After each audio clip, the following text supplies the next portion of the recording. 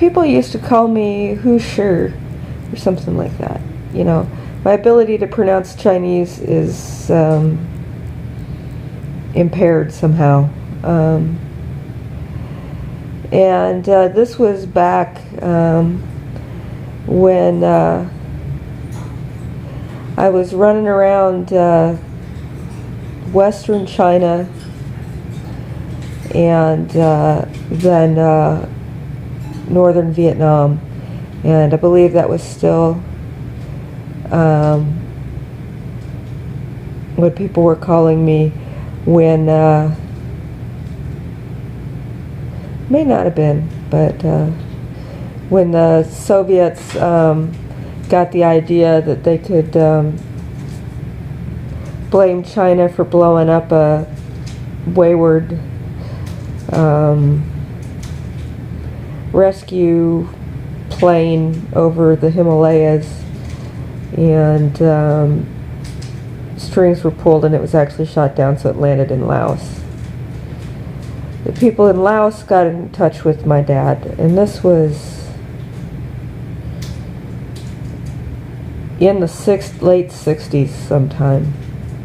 They knew he traveled, but he seemed to be primarily based in the United States.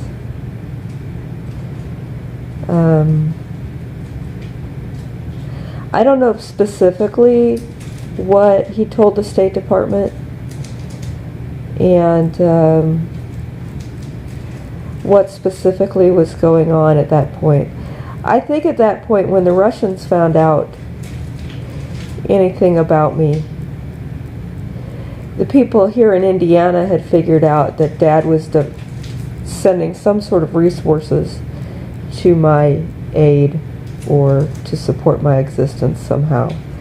And the normal people around here, just like everybody you would meet around here. And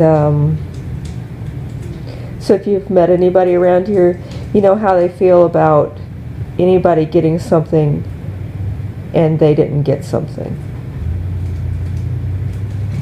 And